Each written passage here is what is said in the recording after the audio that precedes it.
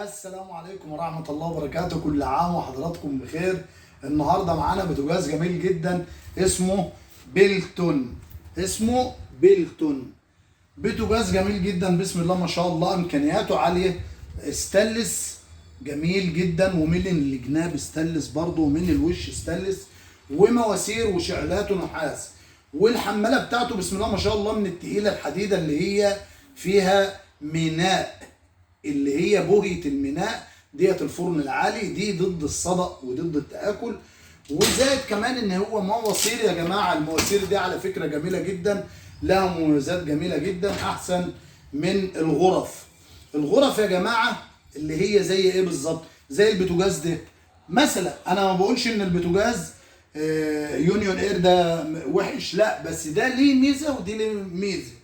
دي ميزته ان لو في اي شويه ميه جم ولا حاجه مش هيقعوا في قلب الماسوره من جوه، فاذا مش هيكتموا الفونيا. انما دي يا جماعه لو جات اي شويه ميه على الغرف ده بتكتم الفواني، بتضطر انك تتصل على الصيانه او على فن مختص للصيانه. لكن البوتاجاز طبعا اللي فيه الغرف ليه مميزاته وليه عيوبه، زي البوتاجاز ده برضه ليه مميزاته وليه عيوبه. البوتاجاز ده يا جماعه جميل جدا بسم الله ما شاء الله، واستانلس برضو من فوق اهوت ومن الجناب، وشعلات نحاس وحمالات جميله جدا جدا بسم الله ما شاء الله. زائد كمان هو 5 شعله، في اشعال ذاتي اهو، ادي الاشعال الذاتي، وادي اللمبه، وادي موتور الشوايه، وادي المروحه، زرار المروحه، وادي الشعله اهي بسم الله ما شاء الله. دي 1 2 3 4 5 و2 فرن، واحد فرن وواحد شوايه، جميل جدا. زائد ان هو كمان الداخلي كمان يا جماعه استانلس.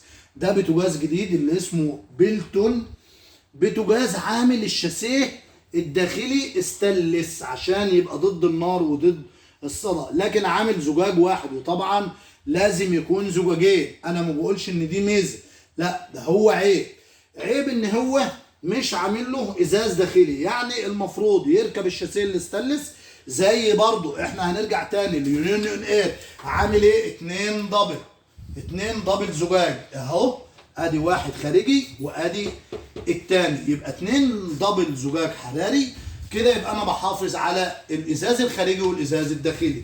اما ده بوتاجاز جميل جدا بسم الله ما شاء الله، وواسع، و5 شعله، وفي فرن، وفي مروحه، وفي لمبه، وفي شوايه، وفي اشعال ذاتي، وكل حاجه بذاتها، وجميل جدا بسم الله ما شاء الله، ومحلات ومفصلاته جميله جدا، وبوتاجاز واسع وحلو.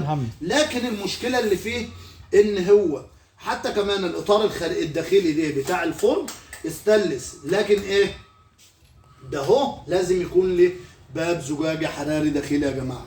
ولو في اي حاجه في التعليقات تقولوها لي في الكومنتات، والسلام عليكم ورحمه الله وبركاته.